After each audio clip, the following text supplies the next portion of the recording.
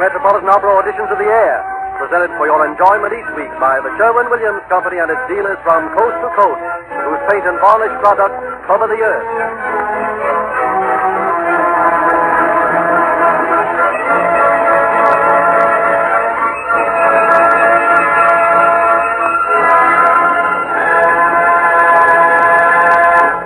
Today we come to the fourth of our audition programs featuring the out-of-town winners selected by Maestro Wilfred Pelletier on his tour for talent last summer. Cincinnati, Ohio is the favorite city this afternoon. Cincinnati, famous for its familiarly called Zoo Opera Company, of which so many Sherwin-Williams Metropolitan audition winners have been members. Mona Pauli, Raoul Jobin, Arthur Caron, and Leonard Warren, to name a few. Cincinnati, the city which boasts one of the finest music schools in the country, the well-known Cincinnati Conservatory. With the aid of the staff of radio station WSAI, Maestro Pelletier heard approximately 100 young singers last August. He selected to be brought to New York 2 young ladies whose talent and ability seemed outstanding to sing on the air for you and for the judges. Mr. Edward Johnson, General Manager of the Metropolitan Opera Association and Chairman of our Committee of Judges, is here to introduce them. And later in the program, Mayor James Stewart of Cincinnati will greet us. But first, Mr. Johnson.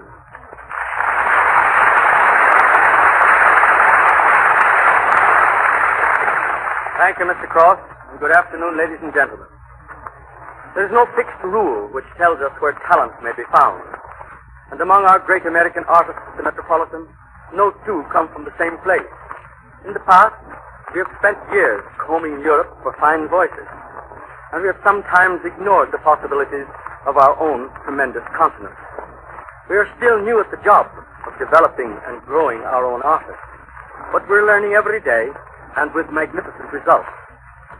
Maestro Pelletier's trip last summer brought us 10 fine young singers to this Sherwin-Williams Metropolitan Audition program. You have already heard 8 of them, and here are the last 2. It is a great pleasure for me to introduce Miss Charlotte Howard, soprano, Miss Lucille Norman, and mezzo-soprano, both of Cincinnati, Ohio.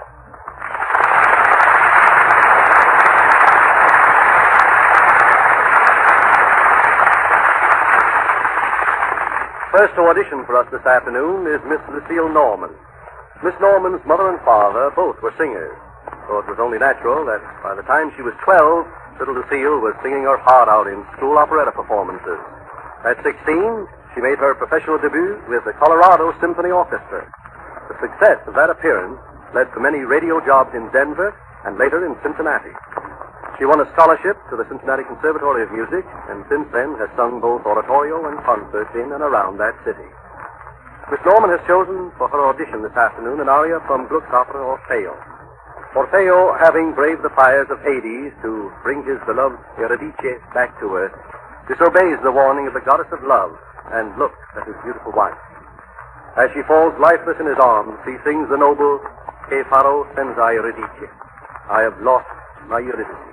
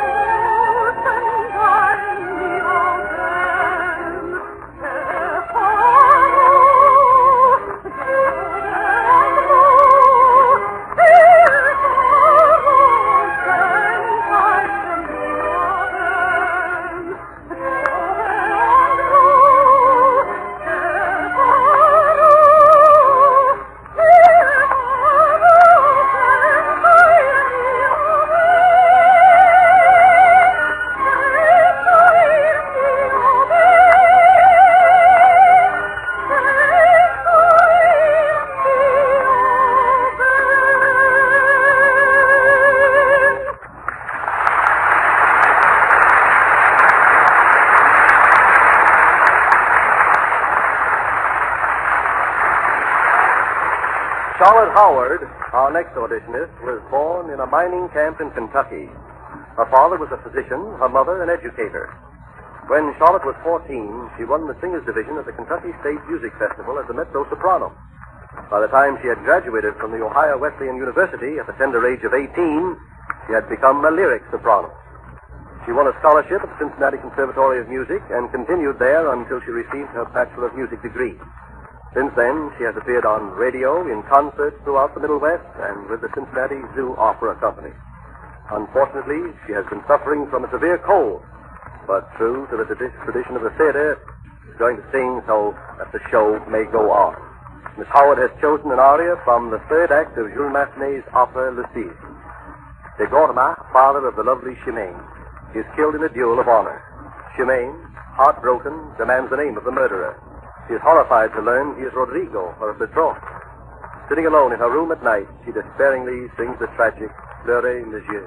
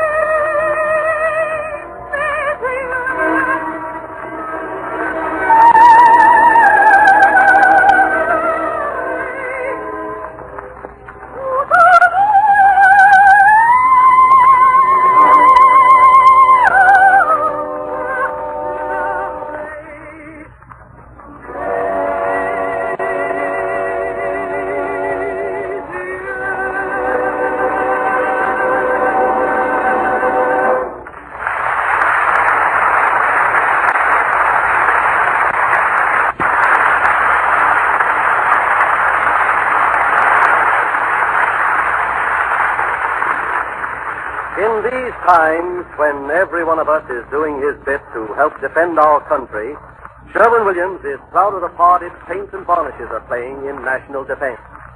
For Sherwin-Williams paints give more than beauty. They give long-lasting protection against the corrosive action of wind and weather.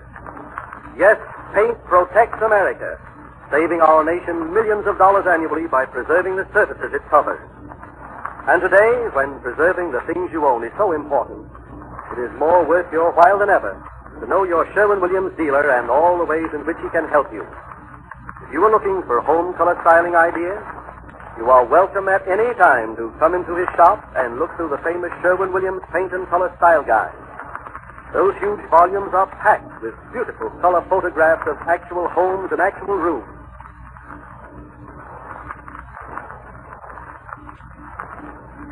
We interrupt our programs now and take you to the NBC newsroom.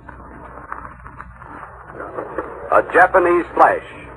Imperial headquarters announce a state of war with the United States. We'll repeat that again. A Japanese flash. Imperial headquarters announce a state of war with the United States. We take you now to San Francisco.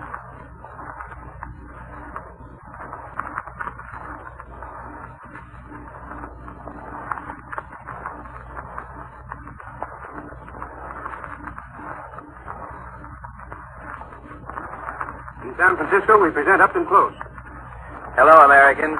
We've just had a flash in Tokyo saying that a state of war exists with the United States. Now we begin to see through things. It's obvious that the Imperial General Staff in Tokyo took affairs right out of the hands of the civil government and has precipitated an attack and now announces that that attack is war. There is further evidence that the civil government in Tokyo knew nothing about it. Our Hollywood listening post has been listening carefully to everything coming over. Nothing has been picked up that indicated that the official radio in Japan, which is under the control of the Foreign Office, knew anything about what was happening. We now all look forward to the speech that's announced by Premier Dictator Tojo, another one by Minister Togo, and a third one by Naval Chief Shimada. Said these speeches will begin about 4:30 p.m. Pacific Coast time, be about 7:30 p.m. Eastern Standard Time. These speeches will be made before a fanatical military association called the Imperial Rule Assistance Association in Tokyo, an inside group of gangsters who have precipitated their government into war with the United States. Thank you. NBC takes you now to Manila.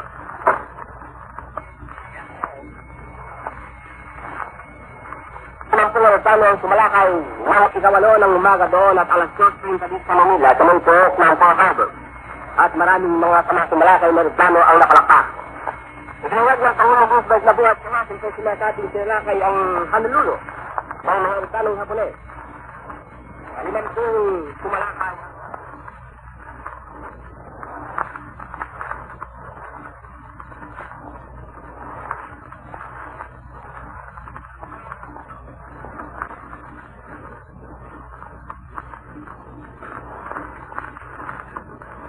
Here we are, ladies and gentlemen, back in San Francisco with Up and Close. We've been trying to contact Manila. We heard a little Spanish, which was speaking about the attack on Honolulu. From that, we might assume that no serious attack has happened in Manila. But we don't know yet. We can't get Manila right now, so I'm going to talk to you a few more minutes. We're very interested in whether or not the attack on Honolulu would be called, from a military standpoint, a real serious attack. So far, 5 civilians killed in the bombing of the city is certainly not what they would call a serious attack in London. We have, at present, 2 conflicting, or possibly conflicting reports about the damage done in a military sense. There seems to be no doubt but that the airfield at Hickman Field was hit, and damage done which was not serious from the standpoint of flying, but a tragedy in the shape of a direct hit on an American barracks, which it is said killed 350 American soldier boys on the field. That's the worst thing yet. There seems some uncertainty whether any real damage was done at the naval base We have a report saying that the USS Oklahoma, a battleship, one of our first class, but not one of our newest, was set afire in the air attack. Doesn't say whether it was seriously a fire or not.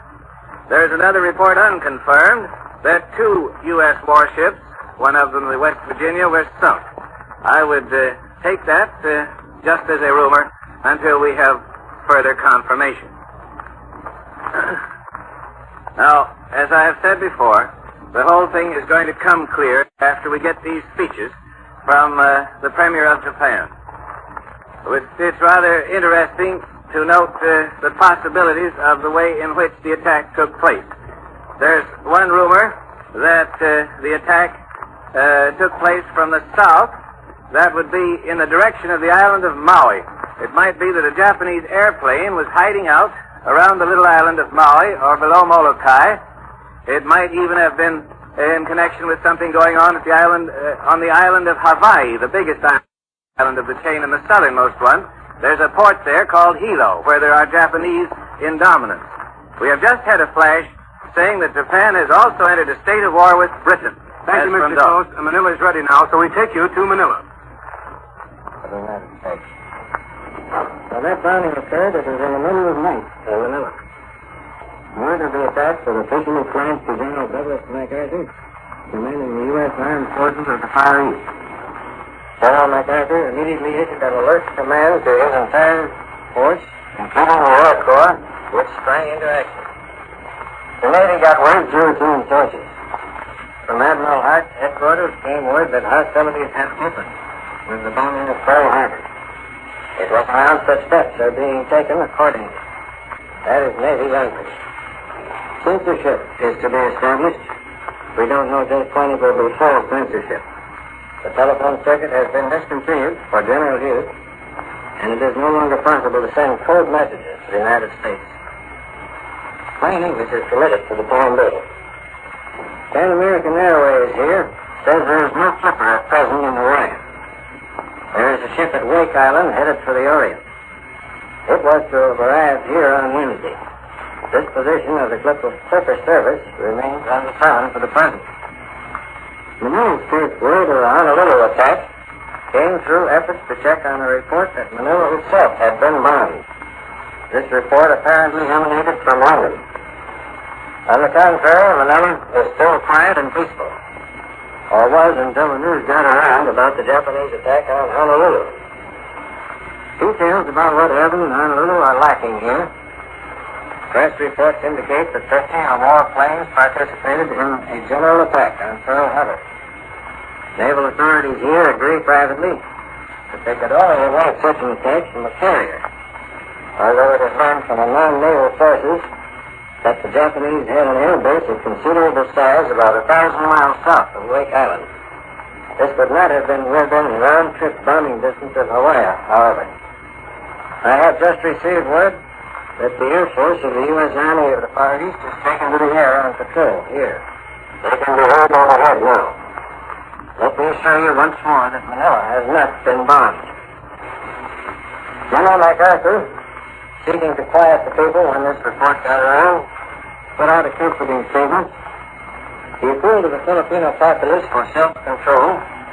Obviously, he was seeking to prevent a general rush to the open country over narrow highways and roads needed for self-defense. The general said his own feeling was one of security and confidence. This is Ford Wilkins in Manila, returning you now to CBS in New York.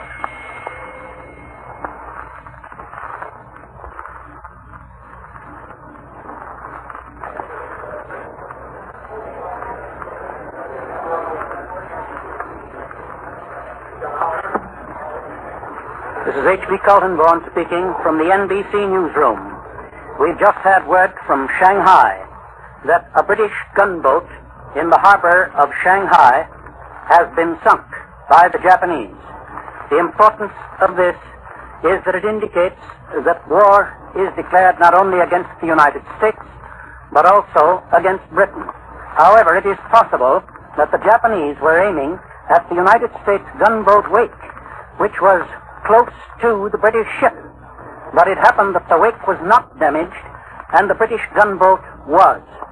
However, you and I know that Britain, in response to Prime Minister Churchill's pledge, would be in the war in any case. Because, as the news that has just come from Tokyo indicates, Japan has declared officially that there is a formal state of war between Japan and the United States. A state of war that has been brought about by Japanese action in attacking Hawaii. We have just had word from Manila that there has been no bombing attack on Manila. The original White House announcement to the effect that Manila had been attacked was evidently a mistake. One of those mistakes that are very apt to happen in the excitement of such events as have taken place this afternoon. It's evident now that there has been serious damage in Honolulu and Pearl Harbor. It's evident that if the evidence that we have had from our correspondent in Honolulu, that 350 men were killed in a direct hit on barracks at Hickam Field in Pearl Harbor, if that is true, it does indicate that the attack was a complete surprise, for it is not customary to keep men in barracks subject to air attack at a time when any such attack is either anticipated or when it is underway. It is evident now that the world entirely is at war, for this action by Japan extends the war all over Asia and, of course, to the American continent and doubtless also to many other countries of the Western Hemisphere. For there is no question but what a great many, certainly most of the Latin American countries, will stand side by side with the United States against this attack on the part of Japan. British reaction is already expressed in an editorial in Lord Beaverbrook's newspaper. He says this: the bluff is over. The war that Japan meant in all these years and in all her dealings with Britain and America is open war at last. There is unity here in the United States. In all the voices to which I've listened to this afternoon, voices of national leaders, of senators, of representatives, there was not one discordant note. Senator Wheeler, the leading isolationist, when informed today that Japan had attacked the United States, simply replied, "That means war, and we'll have to see it through." So it is evident that so far as the United States is concerned, there is now complete unity with reference to whatever action the President in his message to Congress tomorrow will ask this country to take. China is already at war with Japan, and her great manpower will be an enormous asset. The Dutch, with their fleet and with their excellent air force down in the South Pacific, may be expected to be of great help. The one question is Russia. What will Russia do if Japan does not attack her? That remains to be seen. This, after all, is an excellent opportunity to test whether or not Soviet Russia is sincere in her professions of friendship for the United States.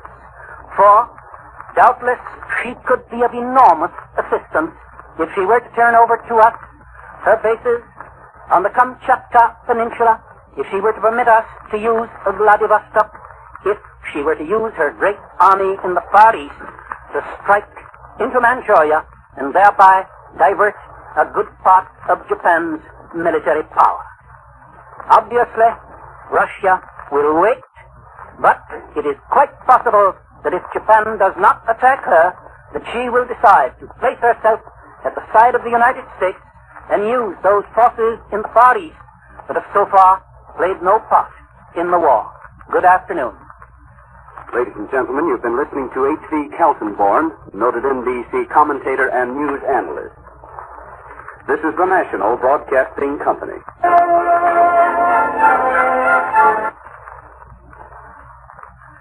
The National Broadcasting Company wishes to thank the Sherwin-Williams Company, sponsors of the Metropolitan Auditions of the Air, for relinquishing a portion of their time to bring you the special broadcast just heard.